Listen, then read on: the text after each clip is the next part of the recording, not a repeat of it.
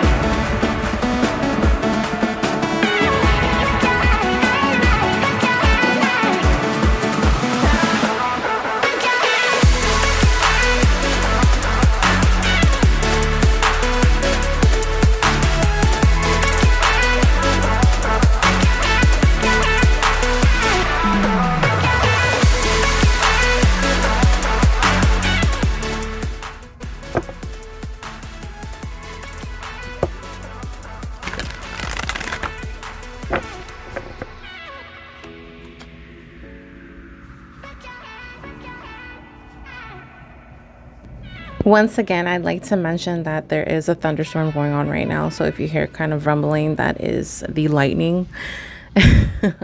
But we will get through this video quickly. So the author of this deck is Kyle Gray, which he is widely known. He is a Scotland native and apparently was or is still the youngest spiritual angel expert in the UK. Kyle does speak about spirituality and his interest in angels, and hence mostly all his work is about angels, or mainly just that. From my understanding, all of his work is through Hay House. Kyle Gray does have books, but he works with oracle cards only so far as I know of. He has received awards in 2016 and 2018 from Spirit magazines. I will leave all his information down below if you'd like to get to know him a little bit more. Lily Moses is the artist for these cards. She was born in New Zealand and currently lives in Australia. She has collabed with Hay House and Moontime Diary and continues to work as a full-time artist. Lily has created art for Keepers of the Light, which is also another Kyle Gray collab. In her website, she does sell symbols with her art, and I believe in her recent project of pre-trading cards, a deck that will be coming out shortly. It does have more collabs included including besides her. I will leave all her info on the bottom as well. This deck is 55 cards, and they are standard oracle shaped. They are a matte finish. At first, they were, for me, a bit hard to shuffle a bit. They would stick together, but now not so much. The edges, as you can see, originally were not, they were plain. But I went ahead, and since they were sort of like my first decks, I decided to edge them out with a coloring pen. I forgot the name of it, of which one it was, because I don't have it anymore. But as you can see, I did a terrible job at it because you can see the smudges. Clearly, I did a horrible job. And yes, the color bleeding is not so great.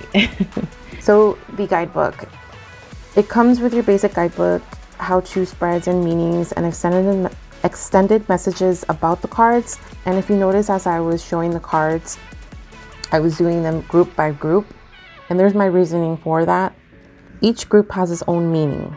So for example, we have the sacred ones: guardians and messengers, warrior symbols, and seasons. These cards are not numbered, but they are allotted, such as the sacred ones refer to Druid, Elder, and Father Sky, and so on. Then there are your guardians and messenger warriors, symbols and seasons, which I assume sun and moon would be a part of, but I see why those two would of course be part of the symbols. So like I said, throughout the video, I did label them just so it would be more convenient for you guys. Out of all of his decks, this one stuck out to me the most, and unfortunately for many considered this deck to be cultural appropriation. Others would differ, but most would say it's a bit insulting to speak about or use indigenous backgrounds, knowing most likely you don't come from one. In other words, basically their own gain and profit. In his guidebook, he does mention his respect and admiration for the warriors and ancestors repeatedly. Take with that what you will. Usually these are boundaries that unfortunately you know you can step toes on. But like I said before, it really depends on how do you feel about this deck or the author in general. The box. Usually Hay House is really good with creating their sturdy boxes. So it's not to say much about this, but there are some words on there. And don't forget to like and subscribe to this video and leave your comments down below. All right, mi gente, that's it for this video. I hope you have a lovely day. See you soon. Until next time. Bye.